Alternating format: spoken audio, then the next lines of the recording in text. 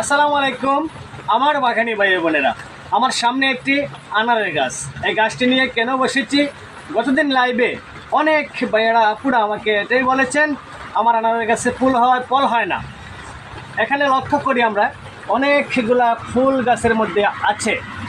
অনেকগুলা ফুল থাকলেই যে ফল হবে সেটা নয়, এগুলো হচ্ছে পুরুষ ফুল। একটু কাছে নিয়ে আসি আমরা।